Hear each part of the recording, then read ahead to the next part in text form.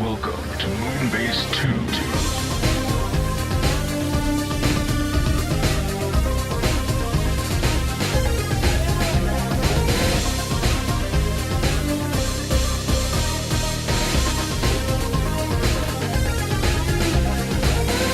Hello everybody and welcome to the Moonbase 2 podcast. My name's Andy, Corporate Commander TFW, and I'm joined this week by the good civilization himself. It is Mikey G. Wolfie 3. Hello, Mikey. I'm not a civilization. Are you a good civilization, Mikey, or a bad civilization? I'm not really either. I'm sort of just... I think you need more of me to have a civilization. I don't think you understand what it means to be a good civilization, Mikey. I don't want to be a good civilization. People understand. There are people out there, good, proper people, who know my powers and know what I'm referencing with my rainbow sword. You won't know it. I am so uncomfortable right now. That's fine. That's perfect. We're not here for comfort, though, Mikey. We're here to talk about Transformers, believe it or not. There's the first time for everything. Yes, and I set up a special section for you to make sure that you are nice and comfy this week. Because he's back. He never goes away. Lorenzo's back in town. He will be referred to as LBD because he does not deserve a name. I wondered why you started doing that on the Twitters. Because he's a prick. Oh my god. He does like to talk, I'll give you that. He needs to just not. Just not. I'm going to make a note and just underline that a few times. Not. There we go. Not. Yep, I've got the word not on and then 3 lines. So, it's underlined, it's on my notepad, so it's very important. I'm sure people know this. We're going to kick off, Mikey, with some crappy news. My crappy news before we move on to your crappy news. And it may not be crappy, but it's certainly tacky news. I think we can go with that. Yeah, this is the Transformers Bumblebee X-Bone X-Bone contest. Bumblebee fan and gamer, ? I suppose these things can mesh together. Yes. Well, this is your chance to win a cool, that should be in quotations, but it's not, Transformers Bumblebee Xbox One X. Too many X's? Yeah, Oh, why didn't they just call it the Triple X? Yeah. Probably because there'd be a lawsuit from certain film franchise. It also is... No, it's usually Sony that has the porn on it, which is why Blu-ray succeeded. So they should have the Triple X platforms. There's your marketing right there, Japan. Boom. Porn. Sure, no one's thought of that before. Actually, that's a question. Like, I know they don't get released over here that much, but the PS4 does have quite a few porn games on the Japanese side of things. Does the Xbox? Well, since the Xbox isn't as popular of a console in Japan, from what I last remember hearing, I'm gonna assume at best they've got ports, but probably not dedicated ones. But I could be wrong. I'm Japanese not sure. fans, if you're out there, please tell us where we can get our dedicated porn on the Xbox. I mean, the last time I heard, generally consoles are not doing desperately well in Japan. A lot of the gaming public are now on mobile gaming, which is a massive fucking shame for me. it's become enormous over there. Yeah, I really don't like that because most of the games that I grew up loving were from Japan, and I'm a fucking weeb, as we all know, as I love my animus. And whatnot, and my waifus and all that kind of shit. So less console games or PC games coming out from that country is a big detriment, at least to my eyes. I think I remember hearing that the reason that there are less console gamers is because the Japanese aren't getting the games that they want from Japan. There's more American games being made for them rather than their own games. It's whether that's true or not, madness. Yeah, like I say, I can't remember where I got this info from. And it could be completely wrong, depending on what the source was or anything like that. But I could kind of see that there are a lot of more American games these days than there are Japanese games. So true. Maybe that's a thing. But I'm hoping with the revival of Capcom, maybe that'll hopefully switch back around. Capcom's just bursting through doors, shoving people aside, saying "Weeb!" and running away. They're going to pull my devil trigger. While sliding out of the room, doing a Michael Jackson moonwalk. I was hoping you were going to say jumping out the window, grabbing the bottom of the sword and spinning around going, woo! As the little engine goes off. Well, the problem is, like, they've just grabbed, like, a paper sword from, like, a display case or something. Yeah. So they're just going like, yeah!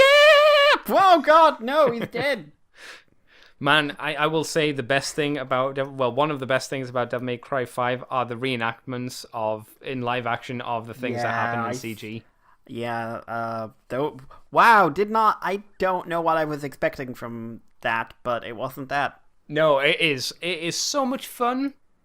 I don't know if it was a thing that they decided to do to help frame what they wanted to do for the CGI, or if it was done after the fact. What I understand is it's basically storyboarding. Right, okay, so it was done prior to the CGI. I wasn't sure if it was a bonus as a fun, stupid thing. I believe it was this, then the motion capture, then the CGI. Okay. So it would have been storyboarding, then this, then... Yeah, that makes sense, I suppose, because it takes time to even basic 3D model stuff, so that makes sense. Mm. Man, they need... Like, if more games actually do this... Or just things in general do this to plan out things. They need to include this as a general bonus feature because I really like them because it seems like some motherfucker had a load of fun doing this stuff. Yeah. At least in my opinion. But Mikey, back to the contest for the Xbox One X. The official Bumblebee Movie Facebook page, Instagram, and Twitter accounts have announced a contest in collaboration with Microsoft Xbox, obviously, because they're doing an Xbox One competition. Yay. Sorry, an Xbox One X competition. How, Mikey, can you, as I hit the wire, participate? Do you know? I don't. It's easy and simple. You must be registered with an Xbox Live account, holder 18 years of age or older. No. Oh, no. Minors must have the consent of a parent or a legal guardian. No. Yes, it's true. Don't give them permission for anything. They must rebel. Follow the @Xbox on Twitter. You can't make me. Retweet the promotional post and include the hashtag Bumblebee Sweepstakes. I refuse in principle. I always wondered where the term sweepstakes came from. Did they used to be... Was it a meat product that used to go on sale to create these sweepstakes? No. No? All right. Well, I was hoping to learn. The sweepstakes starts at 1 minute past 12 a.m. Pacific time on the 19th of March. So it's already up, guys. And it ends on 1 minute to midnight PT on April the 2nd, so you can still enter if you really want to. It doesn't have any kind of restrictions here, at least, of where you can, if you're from the UK or Europe or Japan or anything like that, so I assume you're fine. 5 lucky winners will be announced 7 days following the entry period. Yep, okay. Each will receive a custom-branded Bumblebee Xbox One X console, and a code to download a digital copy of the Bumblebee movie. So the reason this is in, Mikey, is I think this is quite a garish-looking Xbox One X, and it could have been quite tastefully done, and I'm not sure that this is tastefully done, at least in my opinion. Word, origin, sweepstake. Prize won in a race or contest. 1773 from the Middle English swepstake. One who sweeps or wins all the stakes in a game. Late 15th century as the name of one of the king's ships. From swepen, sweep. So it was to do with getting meat. Oh, good. No, there was no meat. There was no meat. No? No meat. Oh. But you said to get the steaks. Not those steaks. Oh, what, for killing vampires? Yes, Andy, those kind of steaks. Not even those kind. The stakes in a game, which were, I suppose, little pieces of wood that replaced money until you collected. Oh. You seem legitimately disappointed. I'm not sure what I'm more disappointed by, the fact that they don't get meat or the fact that they don't get steaks for killing vampires. I'm both disappointed. I suppose it depends on the time of year. If it was like Halloween-y time, I definitely would want the steaks for killing vampires. If it was just like a normal day, the meat would be fine for me, Yeah. Mikey, what do you think of this Xbox One X Bumblebee edition? Because I'm not enamored by it. It's absolutely hideous. Yeah. Like, it is genuinely atrocious looking. Well, give us a description for those that can't see it. What it is. I think it's the SDCC poster for Bumblebee. Oh, plastered over an Xbox with a controller with a Bumblebee plastered over that. It's just, if I went around to someone's house and they had this as their Xbox, I would say, you didn't think you were going to win that, did you? What if they were trying to win your approval, Mikey, and prove to you that they were the best fan? I would leave. Friendship over. We're done. Look, hi, how are you? Oh no. This is why you can't visit Wayne. You'll go over to his and you'll see this Xbox and you'll walk out and he'll go, two, and you go, no. No, not two. No. Two. One. Bye, Wayne. You know what this reminds me of? This reminds me of back in the day when there were Xbox 360s around. Do you remember the covers that you could get on top of the face covers? That's what they were called, weren't they? Face covers. And they were pretty tacky. Yes. This is what this reminds me of. I think the best kind of... The one that sticks out in my mind as the best painted... or exclusive Xbox edition that I've seen is the 360 version of, what was it, Halo Reach or Halo 3, when it was a green console but it had like let's call them orange tech lines with dots on them, if you know what I mean. So it would be like a hexagon line that would lead to one small circle, and then like it would kind of pan out into almost like a genetic code style but for digitalness. Yeah. I thought that was done quite tastefully. I was like, oh, that's quite nice. It's quite arty and quite a little bit farty. And it's not just got the Master Chief just like, smeared on it. Like someone's got a big old paint rolling on, and there's the Master Chief all on it. Boom! This feels like Bumblebee's just been sneezed onto the console. Yeah. It doesn't do it for me, at least. But it is free to 5 people, at least. It is free. If you win. I'd be interested to see if anybody tries to sell this, if they are winners. Not sure you're a winner if you win this. Scum! Yeah, like how much do you think people would pay for an exclusive Bumblebee console? I don't know. Honestly, I'm not sure. No. I'm sure you would take one though, Mikey, as you are, granted, you're not in the market for an Xbox One X, but you are in the market for a new console. Yeah, but I'd exchange it for the one I want. So you'd win this, and then you'd take it into a store and be like, can I just have a normal one instead? No, can I have a PlayStation? Because that's where all the games exclusives I want to play are. I want to play Spider-Man. Yeah, that's true. I want to play God of War. Oh, yeah, that's a good one. I don't want to play your Xbox exclusives because they've never appealed to me. Your Halo games have disimproved dramatically. Yeah, I would agree with that. Yeah, jeez. I can't think of any Xbox games that I want to play. Yeah, so... Oh, no, there was one. It was going to be scale-bound. Oh, yeah, who was that done by? Was that Platinum. Capcom? Oh, that was Platinum, and then they died. And then they died. The game died. Even the gameplay that we saw didn't look like Platinum standard. No, it was early access. Yeah, totally. Like, it was like, we're developing this. But it was like, oh, this could be really fun. And it's dead. Yeah, put a bullet between its eyes. We're done. Yeah. We're done. We never found out why, by the way. I think Platinum's had general trouble with just making games overall, because it's a small company, which is why they've had to kind of shift over to Nintendo funding them, as no one else will. Yeah, there's that. Which is a bummer. I think their creator's gone back over to Capcom again. I see. Oh no, because he was the guy behind Devil May Cry. Oh right, okay. Well, goodbye, Platinum. It's just like, oh no, Capcom has improved dramatically. Yes, so we're all going home. So that was it. Madness. Right. Well, Mikey, I feel that you're dancing around to try and not talk about this. Yes, man, I am. But, you can't make me.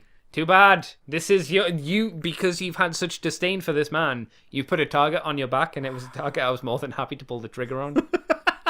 So it turns out I get a crappy news section after all these years. Yep, a special one just for Mikey. Yeah. Yay. So, we reported last week that Lorenzo di Bonaventura, LBD, had been doing that thing where he opens his mouth and sound comes out.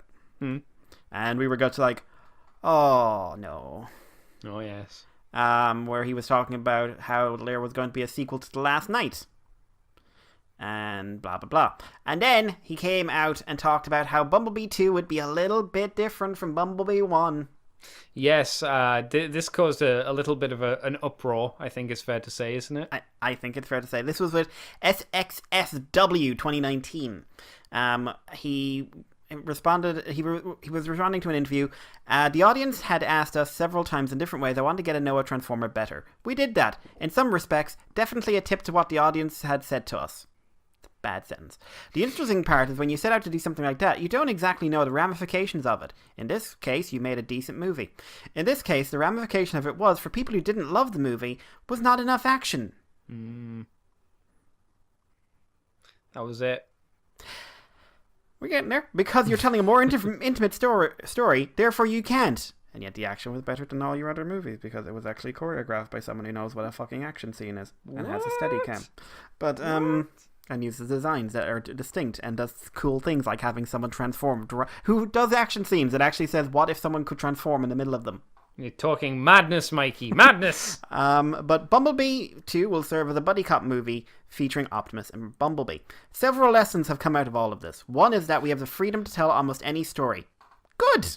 Mm-hmm. The other is that how strongly the audience identified with the strength of character and emotion. Good! Mm-hmm. I know the next Transformer movie, our attempt anyway, is to do a sort of fusion of the Bumblebee and Bay movies. No. A little more Bayhem. No.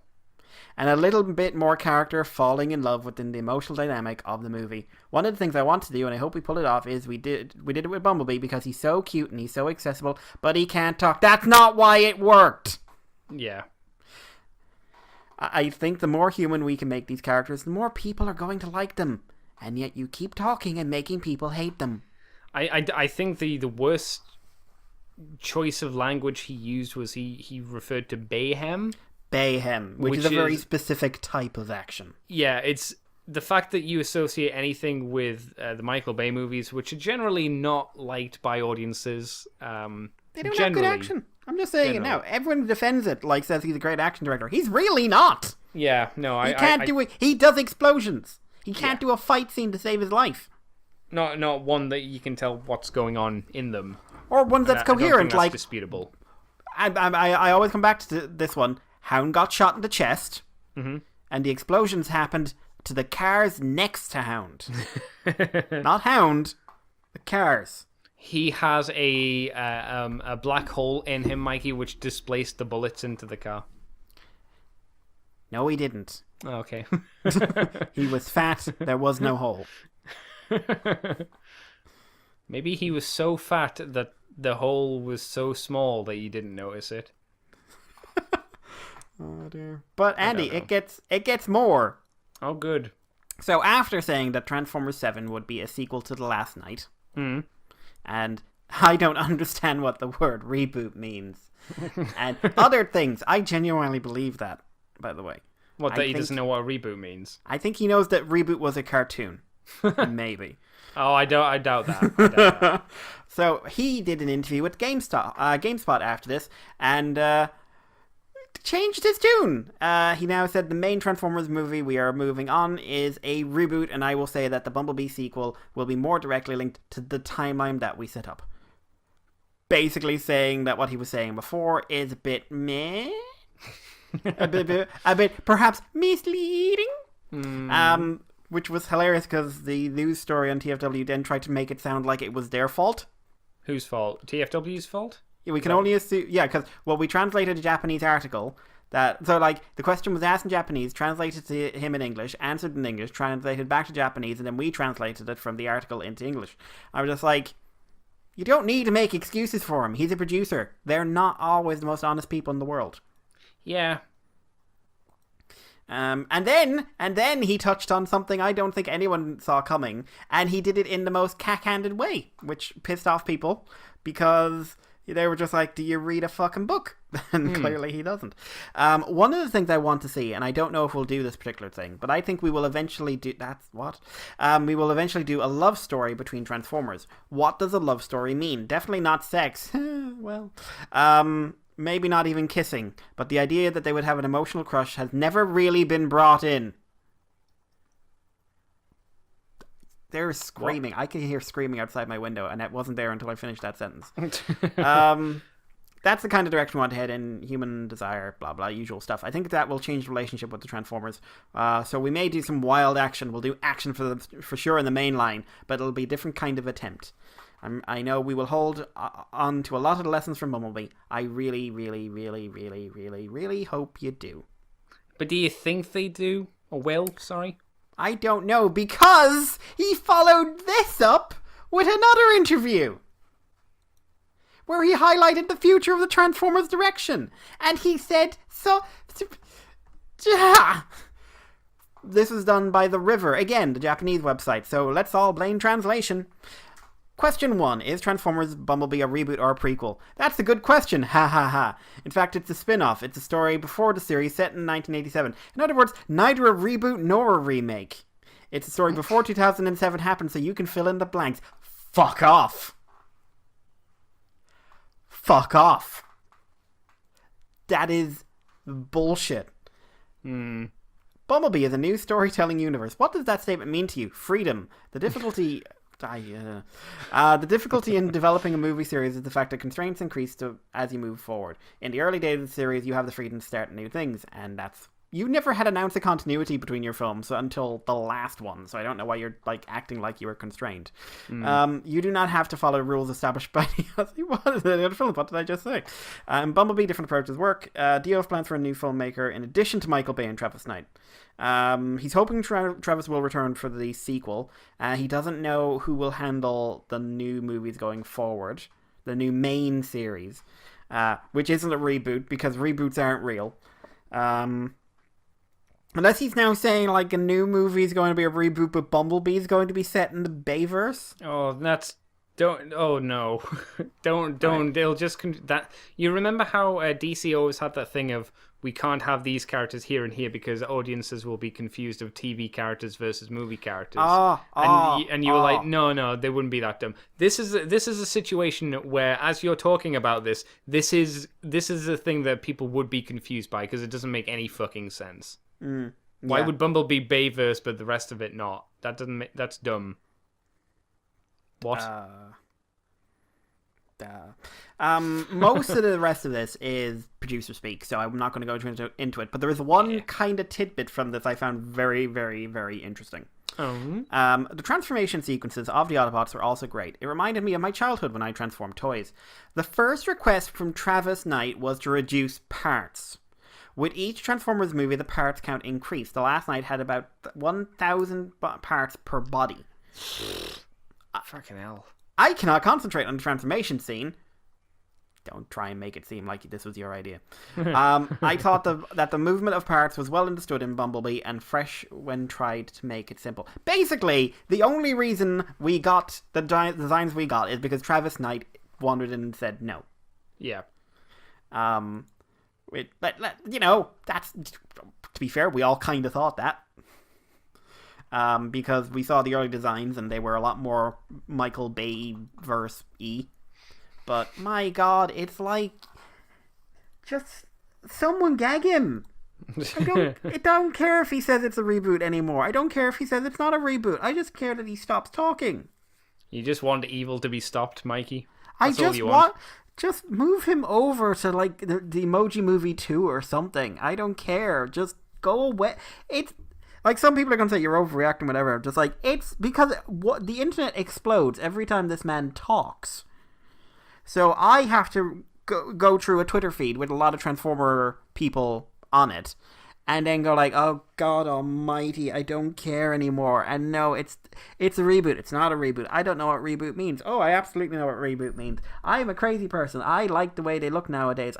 You were the one out for years loudly vocalizing the fact you couldn't have simpler designs on screen. I don't know. I don't think we're going to get Bay back. I think the one consistent tone of this is that he's really picked the word that people latched onto, which was human, right? But I do think that they need over time to distance themselves from a lot of production team of the original films. I think that would be a wise move, because it could be the start of something new. And, Transformers have always been a ever-progressing forward series in a lot of ways and always changing. Things are never stationary for the most part. So the change to the movie scene wouldn't be a bad idea, and the, change in distancing from everything that was the previous stuff. I mean, we look at the original Batman movies, like Batman, Batman Returns, Batman Forever, and Batman and Robin as its own kind of entity. They ain't related to the Christian Bale trilogy, nor is the Christian Bale trilogy related to the Man of Steel kind of Batman. No. We've had 4 Spider-Man universes in the last 15 years. Yeah, and only one good one. Yeah. 2 good ones and one... Yeah, 2 good ones. A couple of good ones and one great one. Tom Holland was good, and then Spider-Verse, goddamn. See, I'd say Spider-Man 2 is decent for its time. It's decent for its time, yes. It hasn't aged particularly well. I was just talking as entities, as little Tom Holland is good, and then Spider-Verse basically has stolen all his lunch money. We don't talk about Andrew Garfield. Andrew Garfield meant he got the joke side of it. It was just he was in the wrong movie. He was fucked over supremely. I think he would have made a good Peter Parker. I also think he should have played an older Peter Parker. Yeah, I would have been okay with that. Because I think there should always be an older Peter Parker. I think having teenage Peter Parker outside of a starting point is not always a good thing. I was going to say, Mikey, spectacular Spider-Man, son. How are you now? Do you know what? I bet if that had kept on going, he'd have left high school. He would have. Oh, that was a fucking because show. Because that had like continuity. Oh, that was a good fucking show. That was a good show. That was damn good show. We didn't get Man-Spider or anything from that. They could have done so much with that show. We didn't even get Hobgoblin. You're right. No. Damn it. For fuck's sake. Like, we got a lot of the basics, but like they didn't delve into the Connors thing beyond the first season, which they absolutely were probably going to. We never got Carnage. We didn't get more Black Cat. Her storyline got unresolved. No Spider Slayers. Mm-hmm. I would have loved if they went really retro, like really 90s, and said, here's referencing the crazy robots from the 90s show. Yes, that's it. When I said Spider Slayers, that's what I was hoping for as well. Yeah. Because, like, I know the new show, like, did a version of Superior Spider-Man. The newest show. Yeah. Just Marvel Spider-Man. Which I actually checked out, and I'm so sorry, but that's... One, it's Dr. Octopus as a teenager, and 2, it's Dr. Octopus as a teenager with that voice actor whose name I can't place, and who's very good at what he does, but is badly cast and badly scripted. Isn't it terrible animation as well? Didn't it look fucking cheap? It looks better than the last Spider-Man show in ways. What a glowing review. But let's just say we had a very golden era of Marvel animation. We did. And the current era literally killed it. Yeah. It literally killed it. Oddly enough, the movies did a lot of the damage in a way. Yep. It's a shame, really. Because I think, I think Avengers Assemble is still going on. Because I think I saw something like was doing Black Panther this season, because Black Panther was the big successful movie, and that the guys in charge of that show have no originality. It doesn't seem so. I'll be honest. There's only really been one Black Panther I've cared about as well. Like, I like Black Panther the movie, but I care about the one from Avengers Earth's Mightiest Heroes. Yeah. And Loeb and Quesada are kind of the big names behind the Marvel cartoons at the moment, and that's not great these days. Not in our opinion, at least. No. Yeah. Anything else on Lorenzo and his go away talking? Go away. Did he have anything else to say? Go away. Go away. Go away. All right. Shall I take us on, Mikey? Go away. Right. Well, this is something I've never heard of before. MODOK's getting a cartoon. What? Sorry, what? I'm random search. MODOK is getting a show. Like MODOK on his own. MODOK. He's going to be the main character. Yes. Is he still the giant brain on a chair? I'm just looking. MODOK is getting an animated series with MODOK voiced by Patton Oswalt, who will also co-write, and executive producer will be Gordon Blum. He will team up with Hitmonkey, Tigra, Dazzler, and Howard Duck in the animated series The Offenders. Oh, no. They're going to be fourth wall breaky. Who's Patton? Oh, no! Yeah. Patton Oswalt, I just saw who it was. Yeah, he's one of the guys from The King of Queens. Oh, no! Oh, yes.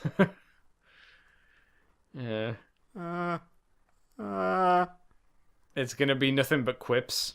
Tigra is getting a TV show along with Dazzler. Who are going to be... Oh, God, it's going to be... This is going to be like some sort of weird... We're doing adult animation. No, you're not. Hitmonkey. Hitmonkey is getting a TV series. Yeah. Well-known, well-loved Hitmonkey. I've never even heard of Hitmonkey. I just know it's stupid. I just know it is. It's a macaque that is Agent 69. Yeah, that's what I thought. Whatever the fuck he was. Jesus. Ugh. Shall I move us on, Mikey? Please do. I'm losing the will to live. Back on the Transformers side of things, Creative Destruction video game in-game event features Transformers Bumblebee from Transformers. Who's called Bumblebee? He's an Autobot. Is he? Well, is he? Yeah, maybe. I don't know what the new comics are like. So Creative Destruction, which I've never heard of until today, is an FPS TPS, and I've never heard of a TPS before.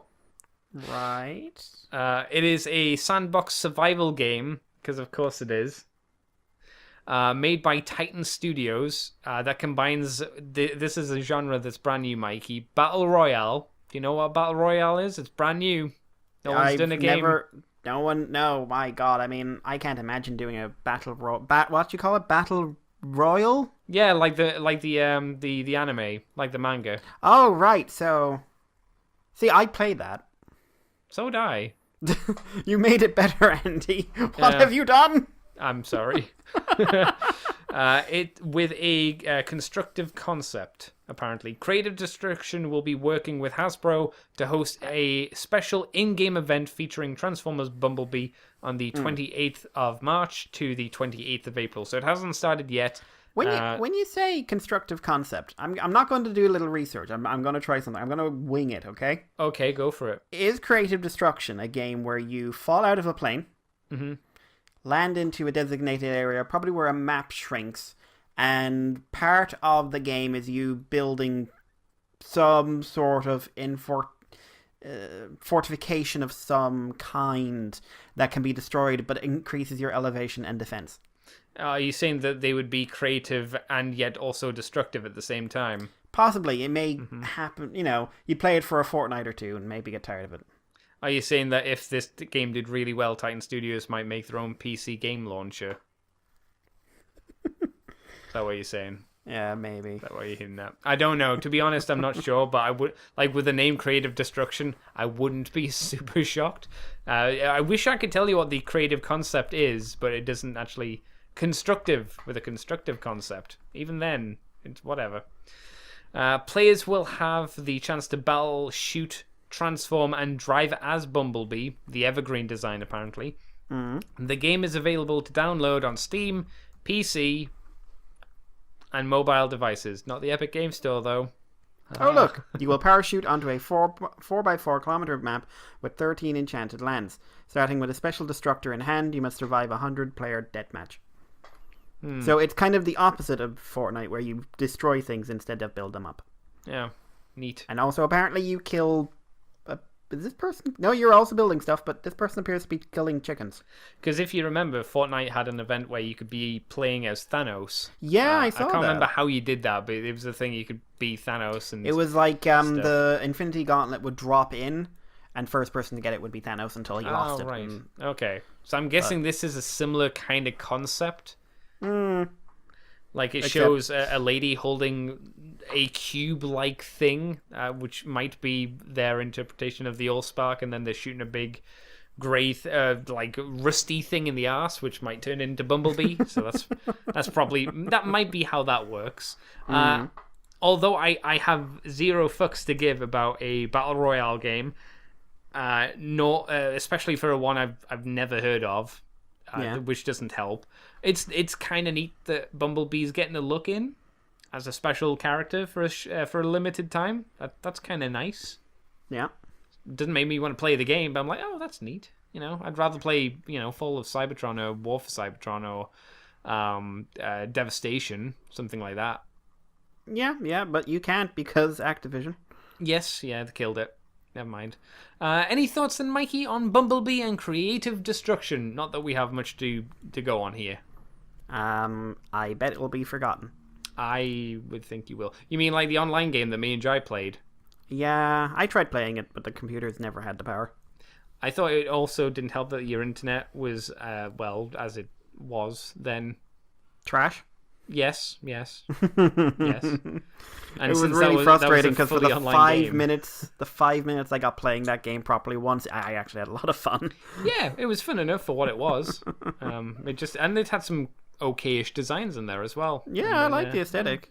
Yeah, because it was kind of primey / movie-ish. Yeah, well, that was when it was all about the aligned continuity, and it's like, Transformers will never have divergent fiction again. That didn't last, luckily. No, it didn't.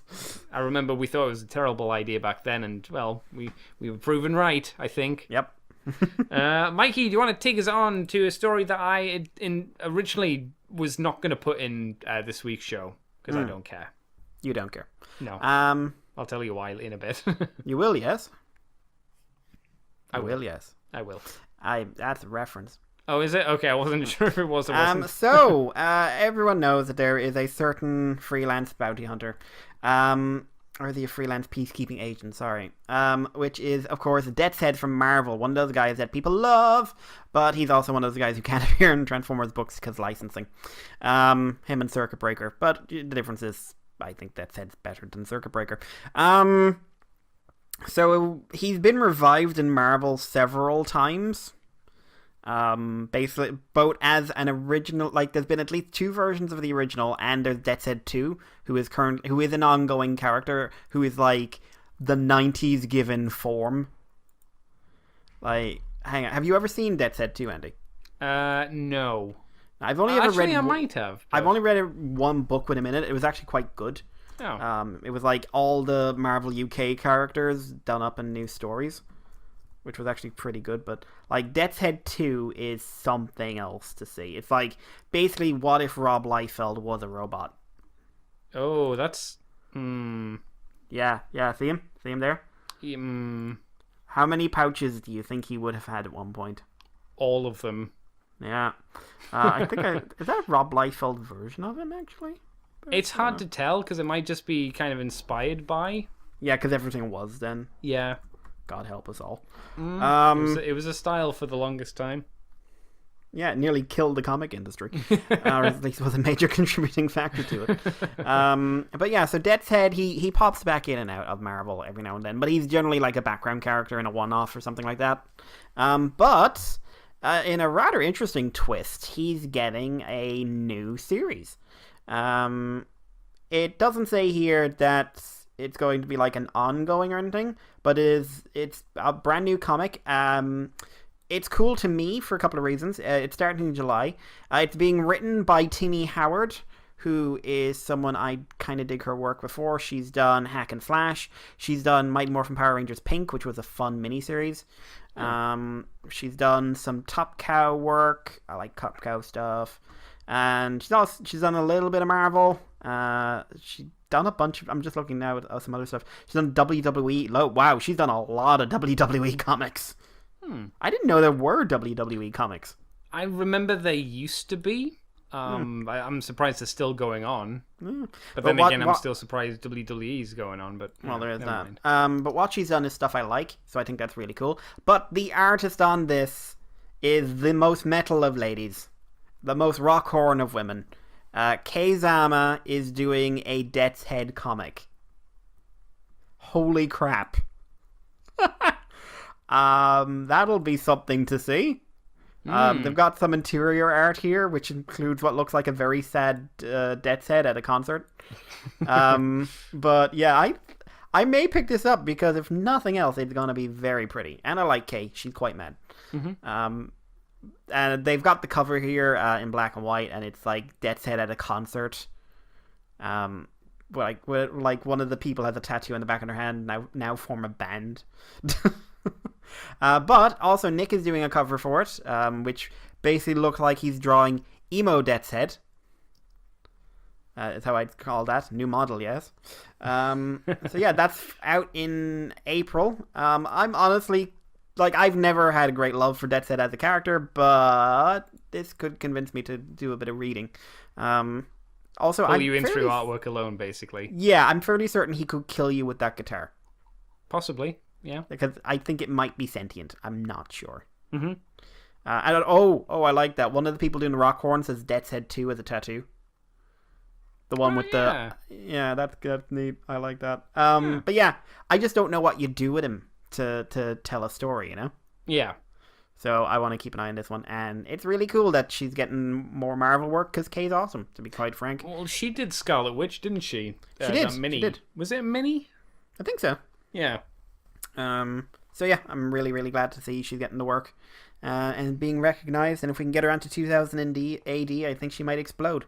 I thought she's done some work for them. I think she's done some covers, but I don't know if she's done interior work. Has she not? Okay. Let's see.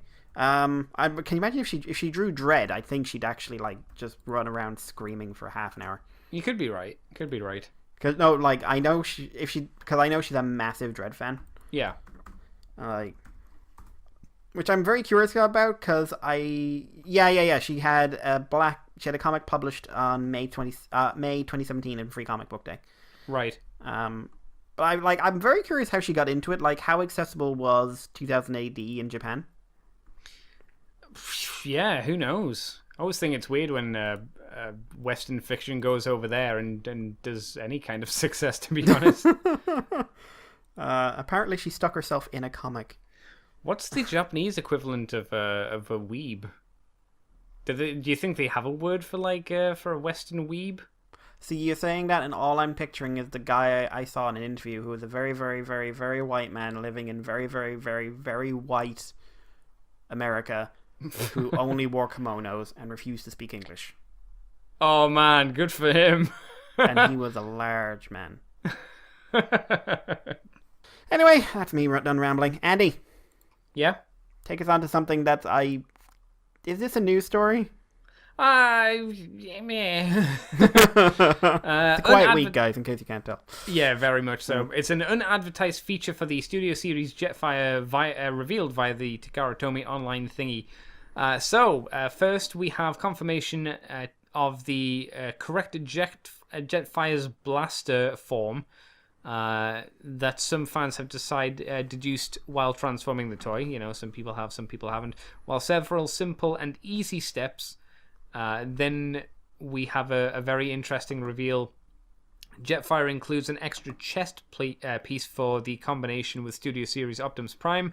It seemed to be just an extra part, but the Takara Tomy instructions reveal that the piece can be stored in the back of Jetfire. The hideaway works really well, and you can still transform Jetfire since it doesn't affect the vehicle mode either. So it's interesting. Can you hold a gun? I don't know, to be honest. But it's interesting that the Takara Tomy instructions show this stuff off, but the American ones didn't for whatever reason. Like, they do look like way better instructions. Yeah. But it's also like, from what I've seen, that blaster is like an idea that didn't work. Oh, is it? Because how so? Like the combined Optimus, like, it's just way too big. Right. And the arm just can't hold it up, or at least it can't hold it in place for very long. You know. Is too heavy then, basically, for the joint to support it? Oh, that's a problem. Yeah. Although I hear very good things about that toy. Oh, that's not one of the good things, clearly. I may as well take this one as well, because this is again, partially interesting little thing. The Wolf Cybertron Siege Voyager Starscream possibly has a running change to it, which I've seen a few people talk about. I think this is what I'm thinking of anyway. Yeah, I've heard about this. Yeah, the new Siege Line Starscream mold with an alt mode based on with his alt mode based on the Tetrajet form. Unfortunately, the robot chest flaps joint was a friction joint that usually popped off during transformation. this part had visible molded holes for a pin, and it seemed just bad production decision. It seemed like a bad production decision. It seems the no pin mold were just the first run of the toy. So we expect them to include metal pins in the future. Now, there's a few other things as well, because is this one that has screws on it? Because I'm sure some people have screws for it and some people don't. Maybe this is what they were talking about, that you need to be careful of which Starscream you're buying just to make sure that he actually has that pin going through his chest. Because they just left them out for whatever reason. It seems to have been like a pretty significant production error. Yeah, because otherwise, like they say, the chest panel's just going to keep popping off all the time, which is a bit of a bummer. I wonder how that happened, like how someone just forgot to pin these things. Like those kind of things are all part of the construction. I haven't made toys, but I have worked in a place where you do build things, and unless it's included in the instruction run, people are not going to put it in because it's not part of their job. You don't think when you're building these things. No, if your job is to follow the instructions, you follow the instructions. If some of the instructions are missing, insert pin here, you don't insert pin. No, your job is not to question. Your job is to do monotonous work, and then your brain dies. Is that right? Pretty much. That's how I've always seen it. You stare at the screen, you go, and then you die. Yep. And then 12 hours later, they take you home, pour you into bed, and like inflate you. But yeah, so like I can very easily see how this happened. It's nice it's being corrected in a production run. Mm-hmm. Yeah, so be aware if you are in the market for a Siege Starscream. I don't know what the indication is that they do have them. Thundercracker. Yeah, you could just wait for Thundercracker, I suppose. Might not be the worst idea in all seriousness. Yeah, maybe. Unless you must have a Starscream. If you must have a Starscream, I guess you could be that guy that takes the toy back if it doesn't have a pin. But then you'd have to keep going through like, well, does this one have a pin? Does this one have a pin? You could see it in box, because I've seen those boxes and they seem quite accessible in that regard. Does the bubble extend around to the side slightly so where you could... Yeah. Okay, then that'd be fine. You'd be okay then. I wasn't sure because I haven't seen the boxes because I haven't actively gone out looking for Transformers for a while now. A while. Mikey, do you want to take us on to our last story then, sir? Yeah, so Andy, TFcon America ended. It did, finally. Everybody TFcon went America's home, now I'm on guessing. again. Yeah. What's going on, Andy? Never ends. 45 guests by the end of it? I think that's what we came to, yeah. Some of which were announced on the day. Because they were in the convention anyway. Oh dear. But yeah, so TFcon America, which just wrapped up, is now getting ready for its second bout, which will be in October on DC. So it looks like TFcon is going to... I saw someone get really pissed off about this. But it looks like TFcon is going to be doing 2 shows a year in America, one for each coast. Okay. Which I suppose in Canada you don't really need that, considering you basically have population on the East Coast, Bears, and Victoria. But yeah, TFcon is coming to Hyatt Regency Reston in Reston, Virginia on October 25th to 27th. Tickets are not available just yet, but they should be up in the not too distant future. And of course, the guests and everyone else will be announced. If you're on the East Coast of America, you couldn't make it to TFcon California, then this is your opportunity to get in there and get in quick and have some fun. Yeah, now... Sticking with TFcon news, we've got TFcon Toronto is announced that tickets are on sale now. It's going to take place between July 12th to 14th in the Hilton, that word I can never say, Meadowvale, on that street, in that place in Ontario. So yeah, book it online at tfcon.ca.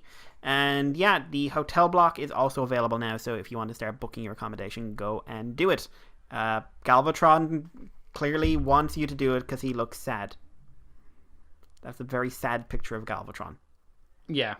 But Andy, are you going to be booking your TFcon Toronto trips? No. No? I'd like to. I just don't have the means to. Or the free time to, unfortunately. True. So yeah, that's it for the news, really. Yeah, pretty much. We're all done and dusted, unfortunately. I guess then, as ever, sir, we have come on to the part of the show where I look at you dead in the eyes and say, Mikey, what you been up to this week? What you done for fun? And then I run away screaming, "You can prove nothing!" And that's where I get my meat hook and I like hook you and I drag Andy, you back. For God's sake, stop talking about steaks and meat. Yeah, I'm hungry. This is where I leatherface you and I drag you in. I hit you with a hammer, I drag you into my back room, and then put you on a meat hook. See, I was thinking Until Dawn for that, just because I was watching that playthrough recently. No, that's a boring game. That is Texas so... Chainsaw is interesting to watch. Oh. Yeah, until you get to like Jason 52. Yeah, but then that's not Texas. At least you could have said the Texas Chainsaw Massacre sequels. That would have made sense. That would have been relevant as well.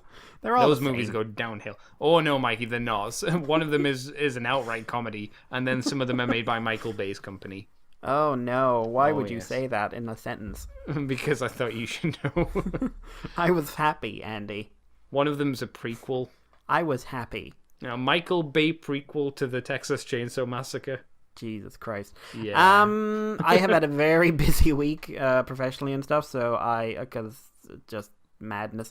So I haven't had much time to actually do fun stuff because I've basically gotten in the evening and gone.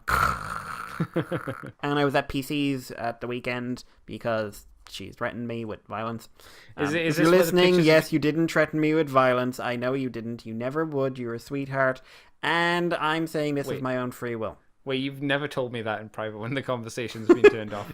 No, she's a bit of a mad bitch, to be honest. But Is these where the pictures of you going around a castle with a lady came from?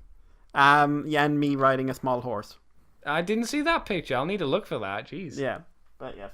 So yeah, that castle was something else as we went in and just like la la la la la. Is that Justin Bieber? They were were you looking at the horse when you said that? No, they were like 3 teenage girls up a parapet getting drunk off their minds listening to God. Justin Bieber. Oh, I found the picture of you on a horse. Great. Yeah, right off into the sunset. You look far too happy. I can't approve of this. You look far too happy. It's wrong. It's wrong. Good times. But so yeah, like media wise, I just have not had the time for much. But I did get a little bit done. Caught Rise of the Shield here just before we started recording. That's an action-packed episode. Giant chicken. Giant chicken. I haven't seen this week's actually. Giant chicken. But yeah, it's a pretty action-packed one. Feels like a more plot-related one as well.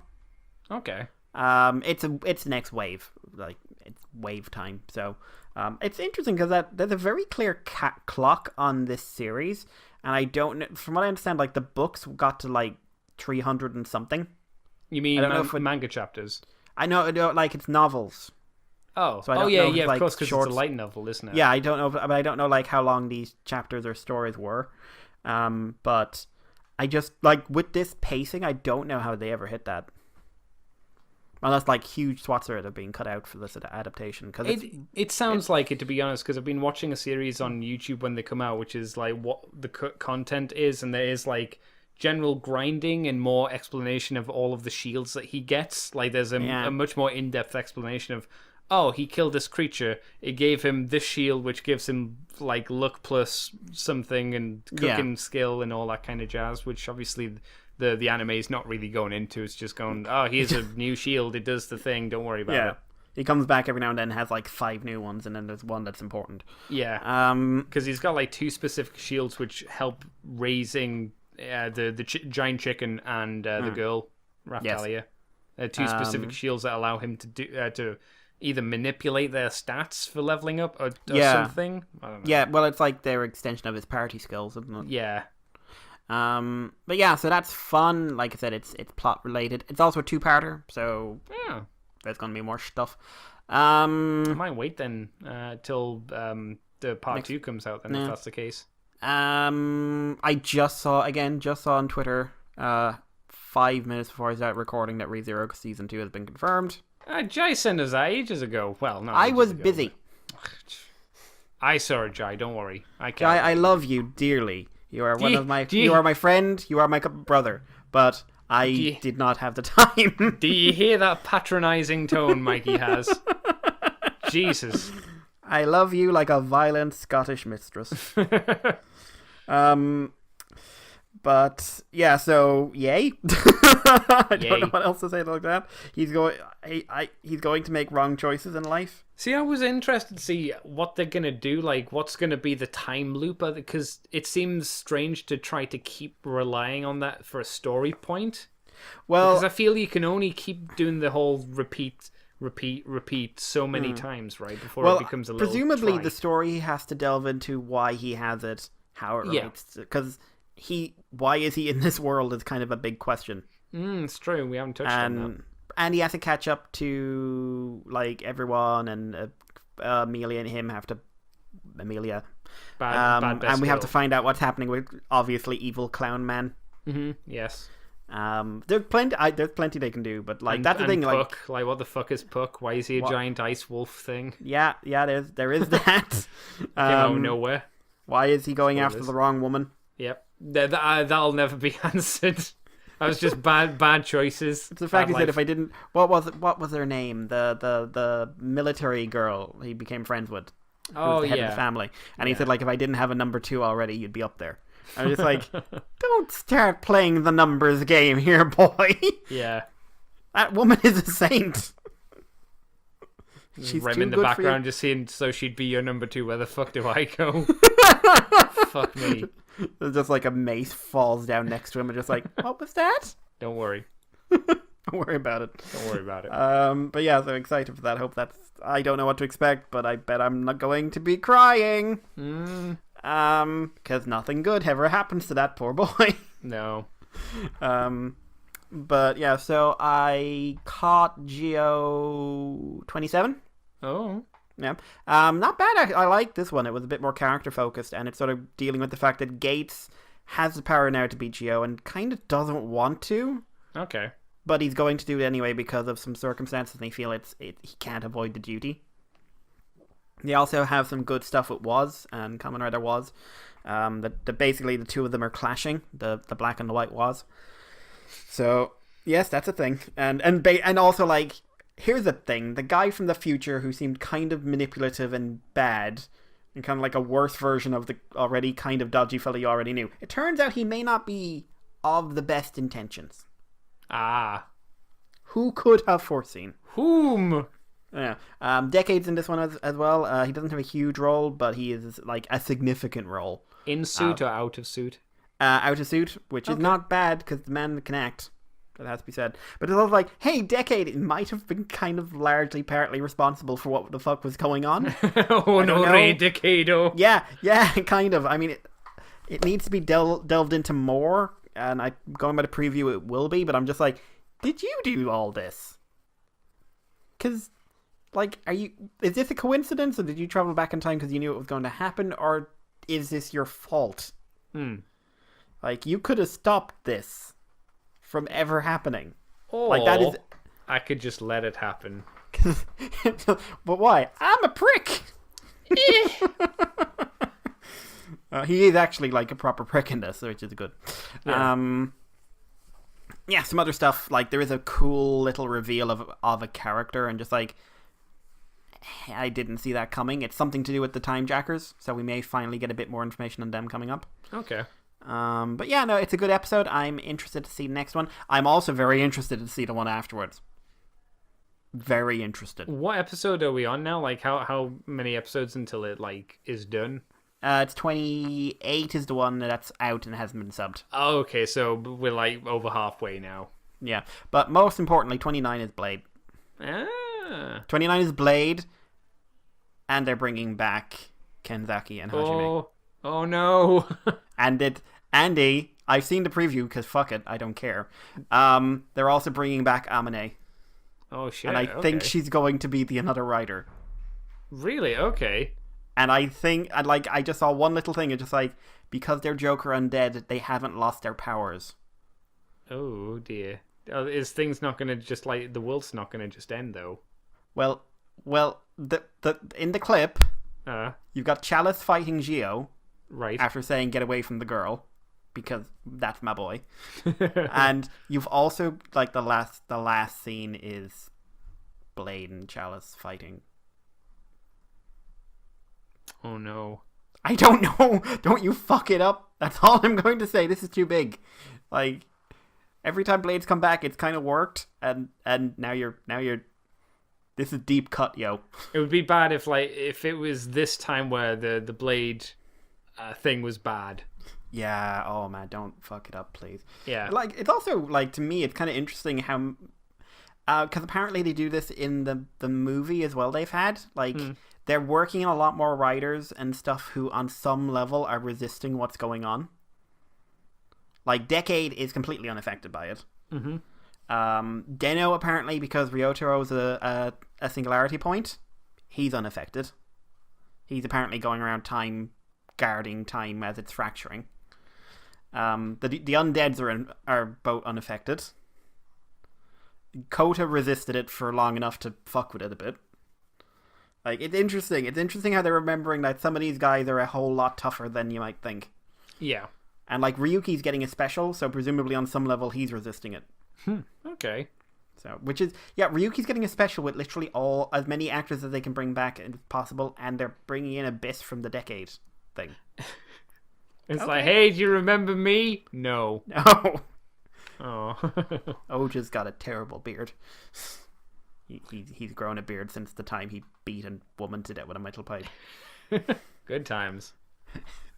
Seriously, M got the shit kicked out of him in those specials. Yeah, he did. For kids. For kids, yeah. But, yeah, so... Oh, man, I want this to be out today.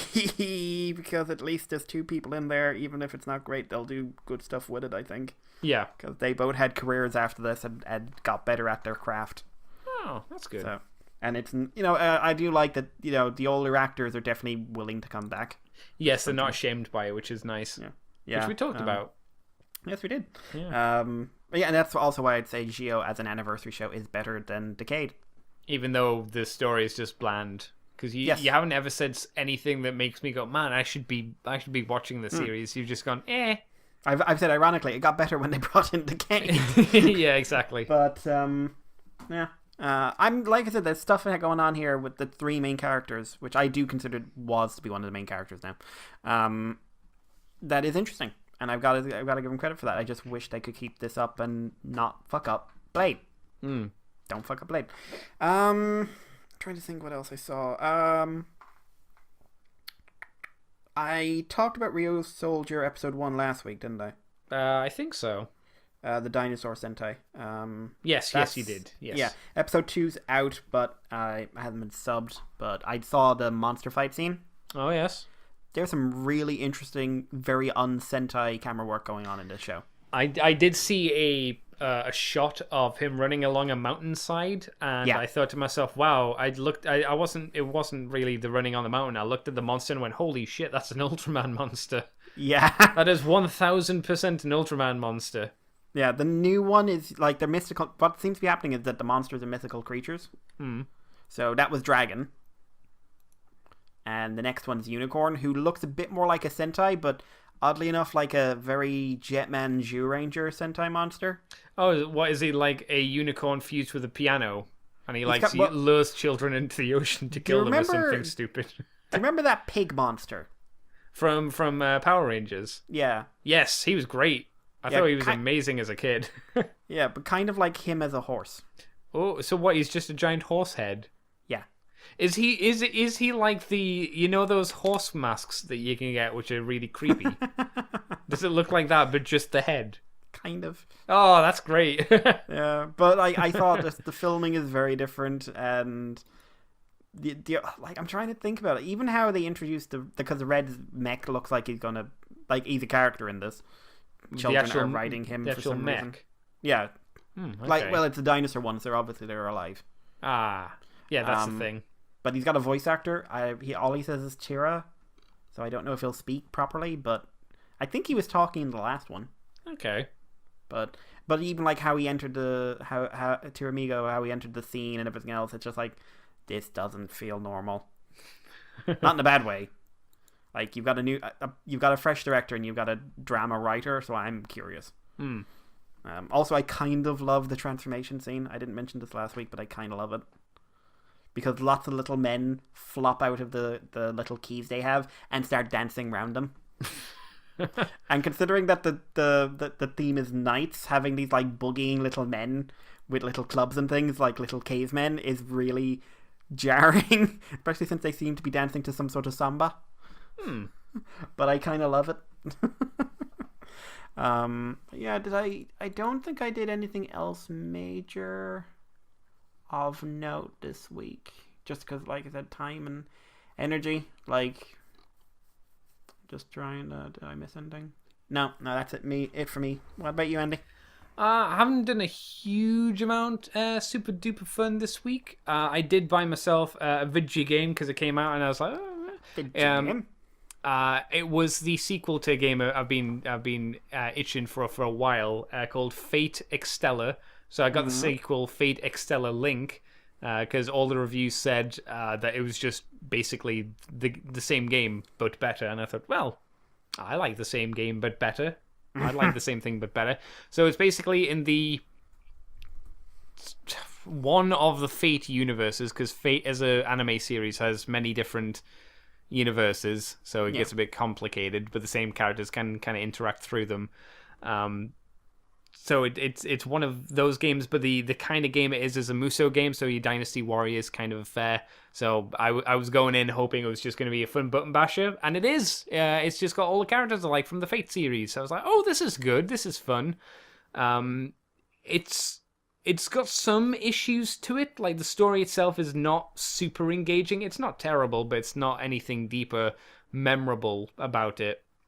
But it's fine. The combat itself is entertaining enough. One of the issues I do have are there not enough stage types. There are like 4 or 5, but the maps are different. The way that the maps are laid out is a little bit different, so it's not all the same map. It's just the old, very similar themed maps, and I'd like a bit more variety to it in the future. But it seems like the X-Stellar games are based off PS Vita games, or they're primarily PS Vita games, and then kind of upped to be also console and PC games as well. So I guess I can understand why they are limited in that kind of fashion as well. I hope in the future they'll start pushing away from that and be more console focused. But because it's a Japanese game, and as we just talked about, the Japanese market is much more focused on mobile games, I wouldn't hold my breath. I wouldn't hold my breath, unfortunately. But this actually made me think, Mr. Mikey, because I was wondering, do you, like, as a kid, were you taught about Irish folklore? Because I think Fate is a really good series for telling you about characters that you've never heard of. Like, I'd never heard of Cú Chulainn before, who's an Irish... Cú Chulainn I'm quite familiar with. Yeah, I'd never heard of him before. So it was one of those things where I was wondering, I was like, does Mikey know about Cú Chulainn? He might do. I'm going to ask a question. Yes. How sexy is Cú Chulainn in this? He's pretty sexy. Like, he is a good boy. He is a good boy, and every time he's in an anime, he gets fucked over. Yeah. Super hard. He is primarily... To be fair, in the actual myth, so does Cú Chulainn. He gets fucked over a lot. Oh, man. Quite a bit. That's a shame, because he seems like a nice guy. He had a tendency to flip out and murder people, but... Yeah, he seems really brash and kind of intense when he comes to fighting, but as like when he's not doing the fighting, he seems like he's all right. Yeah, his whole story is that he was named Satanta and he killed a man named Cullen. His dog attacked him. Cullen's dog attacked him, so it was just like, you will be my guard dog, and which Cú Chulainn, the guard dog of Cullen. That's right, I was going to say he's the Hound of Cullen, if I remember. That's his nickname. Who's his teacher? How do you pronounce his teacher's name? Because she's in this as well. Oh. Sakhach? Oh, God, what's her name again? I'm looking at the page here and I can't remember what her name is. It's spelt, and you'll need to pronounce this because this is stupid Irish language, Mikey. It's spelt Scathach. But this is Irish words. Skahak. Yep, there you go. That's a stupid name. She's in the game as well. Yes. Interesting. Yeah. So I like the Fate series in that kind of aspect, where it kind of it's almost kind of cheap in a way, because if you're just primarily using historical characters, you've already got an easy basis or a template to make a character from. And then you just kind of need to work around it a little bit, and you've got basically a character with not a huge amount of work that you've had to put into it, if you get what I'm saying. Yeah. But I still find it interesting to learn about, like, learning about characters this way is fascinating. Because I also learned about Darius III, who was beaten by Iskandar, Alexander the Great, I think he was also called. Darius III, I think, was the Persian Empire emperor at one point, and he had the shit kicked out of him by Iskandar. I don't know. I just like me some Fate, and this says more characters and more stuff like that. So I was like, oh yeah, this is fun. I'm glad. It's got Kana, who's from Indian mythology, I think. Yeah. So yeah, if you want to learn about some historical figures, then the Fate series is the way to go, or at least get you interested in them, and then you go watch some lore videos on the stuff. So I did that. I got a book in the post today, which is yesterday today because it's Monday, which is Warhammer Armies Undead. So it's the Undead book from. Oh, this is gonna make me feel old if it has the actual date on this. Does it? No, 1994. Jesus Christ. God. Yeah, this was like not exactly the time I came in, but close enough that I recognize these books and whatnot. So I've just picked it up, and I haven't had a chance to look through it, but it's got the artwork, which I think is fucking amazing. Like the second edition artwork for Warhammer and Warhammer 40,000 is my favorite by a country mile. It's got so much character to it. And even the minis, even the little models, aren't nearly as good as they are now, but they still have a lot of interesting character to them, and they still have a lot of charm, I find. So I really do kind of like going through these books and looking at the old models and whatnot. It's nice, and to see all the artwork. So I've got that to do at some point in the future. That was something I got. Have I done anything else? I don't think I've watched anything. I did finish Enterprise. I'm all caught up on Enterprise now. It's all finished. Mikey, that is a rushed last episode for Enterprise. Yes. The holodeck episode with Riker and stuff. I forgot that it took place during the episode of Next Gen where they're trying to find the cloaking Federation ship before the Romulans do, or whoever it is. And Riker's trying to decide whether he should tell the captain that he was aboard that ship, and going through this program is how he's deciding if he should tell him or not. It's a nice idea, but the episode kind of undercuts the fact that it's the last episode of the series. Like, spoilers, it just goes, like, near the beginning of the episode, it's a shame Commander Tucker dies. And then, like, 5 or 6 minutes later, they just show how Commander Tucker dies, and then it's passed over really quickly. I'm like, oh, Commander Tucker, who've been through, he's like the McCoy of the series in a lot of ways, because he's that kind of guy. And you're just like, oh, he's dead. And you go, oh, okay. Bye, Tucker. Never mind. Bye. You don't even get to see Archer give the speech. You have Deanna Troi going, "Oh yeah, we had to recite. I had to recite the speech when I was in school." You don't get to see it though. I was like, "Oh, that would have been nice." Because season 4, I really liked. It had the best element of what Enterprise was, which was the forming of the Federation. I think that was the strongest, most interesting aspect of that series, and it's only drip fed through bits of the seasons and then hit more heavily on season 4. And I'm like, man, I wanted more of that. Don't like the Time War stuff. Yeah, I hate the Time War stuff. I think it's dumb. A lot of people do. They like it. No, hate it. Oh, okay. I was gonna say, like, it cheapens the experience of having a prequel. For me, it's like all this future stuff, and it's like, oh, you're going to form the Federation. Don't tell him that, because he might not form the Federation. You can't tell people about what the future is, because they might not do it now. Right? Yeah. I don't know. Also, from what I hear, they handle Section 31 a lot better than Discovery's handled Section 31. Not a high bar, granted, but we're giving it to the crazy lady from another universe who ate people. Yeah. And everybody knows what Section 31 is. That's the biggest issue that I have with Discovery's thing. It's like, no one should fucking know what Section 31 is. No, it's not supposed to exist. No, at least not in public eyes. That's the point. Yeah, it was kind of dumb. But Enterprise, that's it. That's good. It's a lot better than I remember. It's not my favorite Star Trek series, but it's certainly not the worst. Here's a question, Mikey. Do you prefer it over Voyager?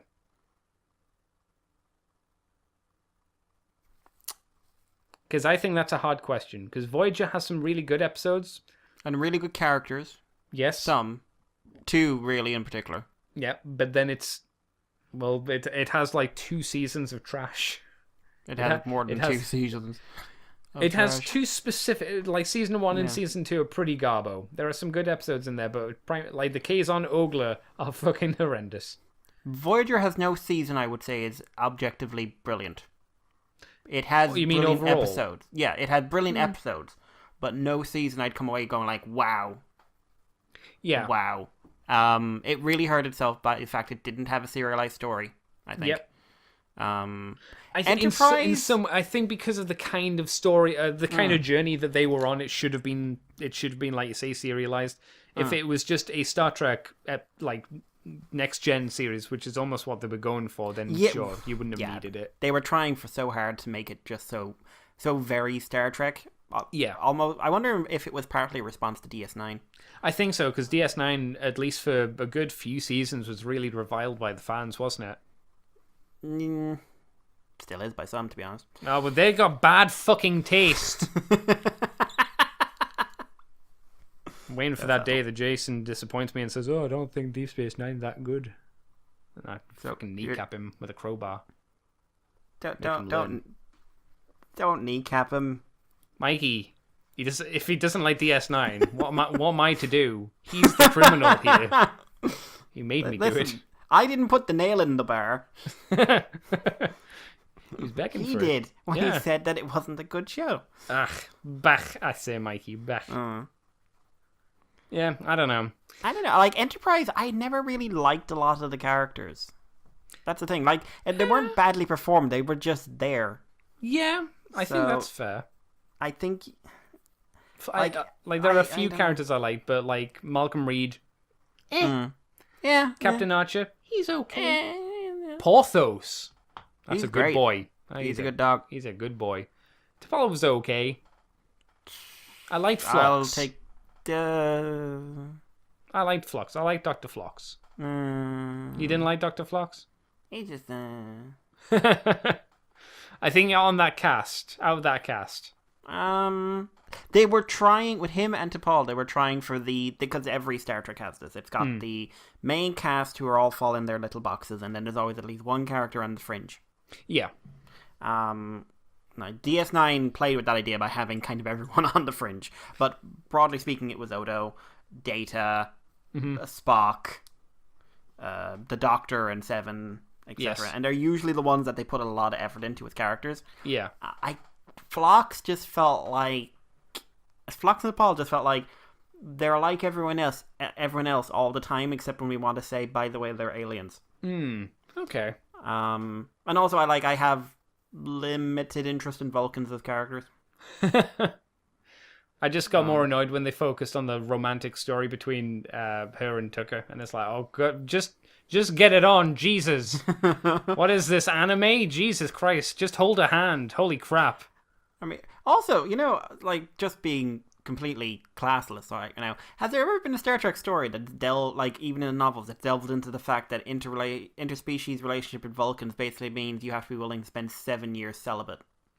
It's probably not.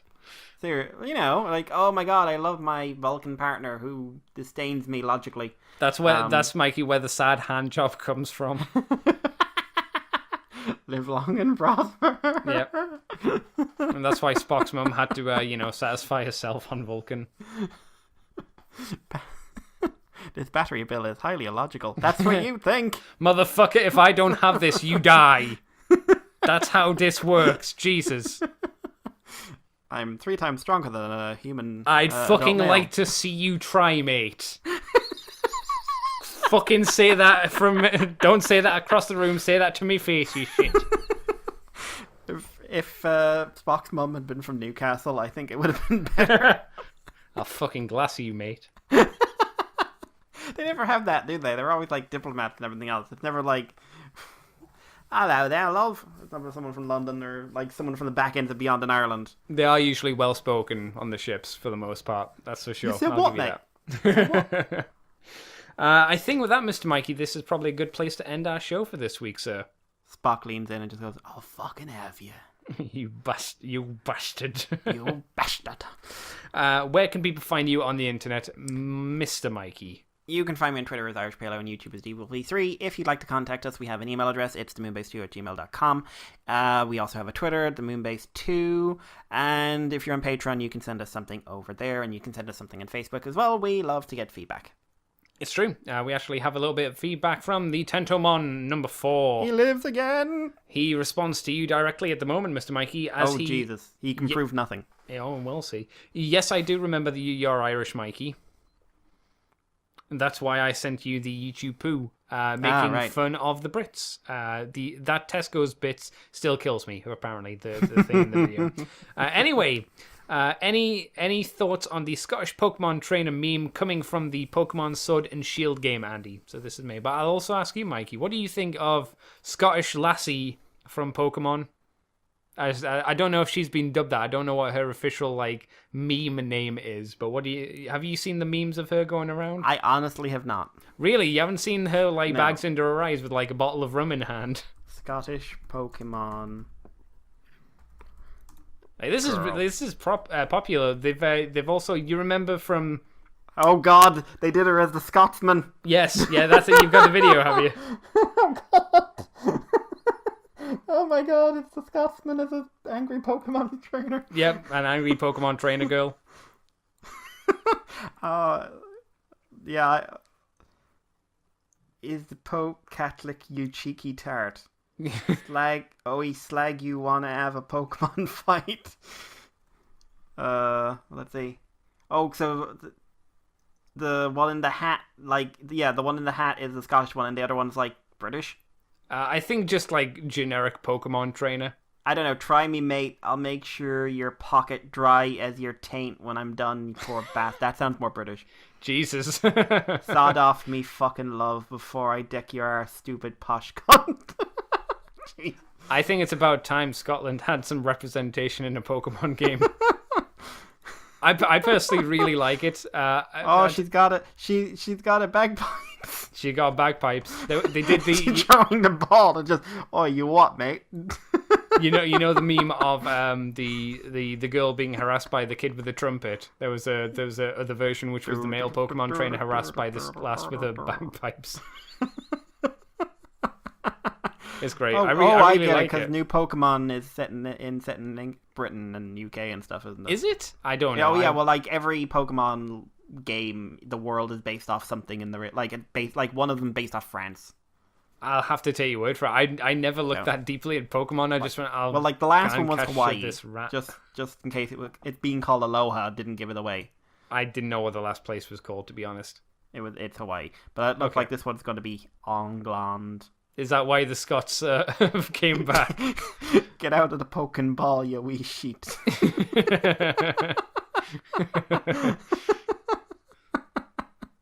Oh my God. If Twitch Plays Pokemon does this thing, it's going to be nasty. You know what's going to be a bigger shame, Mikey? Scottish lass won't be in the Pokemon Detective Pikachu movie. That's probably for the... Oh no, she's Scottish. You could have just had a bit her in the background, just drinking heavily. She'd be less horrific than what's actually in that movie. I'm probably going to see that because that looks like a lot of fun. I don't want to pay money to get. I don't like horror movies in general. I like horror movies and Pokemon. I'm not that first on Pokemon.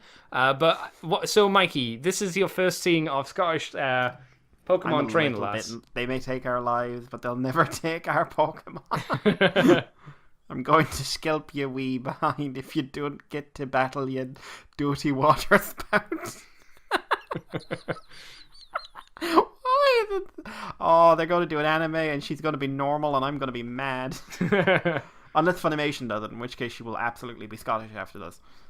There's actually an image of Mark, Mr. Brickinator as well that goes on a lot of these searches as well, which is the Pokemon fan art right now truly shows the duality of mankind, and it shows like a cute version of the female trainer, which is like the new female trainer is cute ... cute all exclamation marks, and then the other one is the Scottish one where she's drinking heavily, and it's just all in Scottish gibberish. What a nice looking girl. What are you staring at, you wee posh cunt? We gonna have a fucking Pokemon fighter or what? Oh no, she's Scottish. She'll glass you, mate. I am a little bit in love. Yeah, it's great, isn't it? I'm a little bit in love with this. So Moonbase 2 is 100% behind this incredibly violent Scottish lass.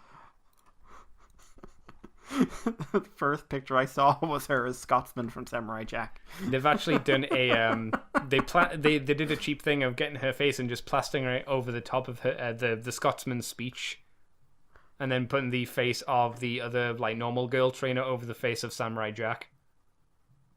It was quite fun. Bonjour, aloha, aye lads, good day for some footy in it. Oh man. It's the only way to play Pokemon. And she's got the rabbit. Her one's the rabbit. Of course it is. I have seen, to be fair though, I have seen like people draw her with other Pokemons as well. No, it's the rabbit. It's the only one that makes sense. I don't know. I think like it's out of the new one. Sure, I think she'd do well with the owl. Whatever that owl thing was called. There's been a few. They have. I mean, the grass owl, the one that everybody loves because it's just little and round. Hi, with the fuck you mad trolley? What are you doing, bar face? You smell barfin like you're bahookie or something. Please, for the love of God, I don't understand what you're saying. If you need a translation of what Mikey's saying, pop him a message over Twitter, and he will explain, I'm sure. And Jai will just come in. Let me tell you something. Well, that's that. We don't have any other questions as far as I'm aware. So I will tell you where you can find me. I love fries. They're called chips. You fucking cunt. It's true. You can find me on Twitter, CCTFW, on YouTube as Cobra Commander TFW. You can find this podcast on the Moonbase 2 forums, on Twitter, we're on iTunes, we're on Facebook, we're on Libsyn, on YouTube as Moonbase 2 Transformers Podcast. And you can head over to patreon.com/Moonbase2 and do $2 each month, and you get the extended version from the Files of Teletran 2, which will happen at some point. Yes, Mikey? What? Sorry, I was staring at more Scottish things. Oh, when are we doing From the Files? That's what it's called. We'll probably record it this week, actually. Oh, okay. The new comic's out. Issue is out on Wednesday. Hey, cool. So hopefully it should be out soon. You'll get it a week early, and you'll get it extended as well with some. Well, I guess this month will be GoBots and Transformers versus Star Trek. Woo! As we tidy that up. And you'll also get a Moonbase Woo Woo as well, the special show only for you where we talk about non-Transformer things in more depth than we have here. And you can see all the nonsense and woo woo on the ccbunker.weebly.com. And that's it, Mikey. We're done for this week. We are done diddy dun duns.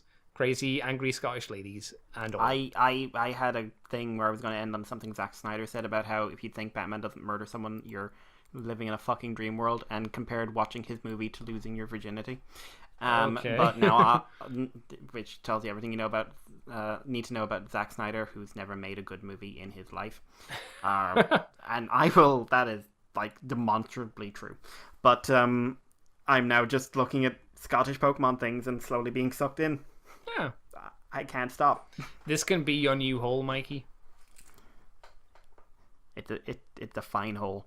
Yeah. Does she have haggis?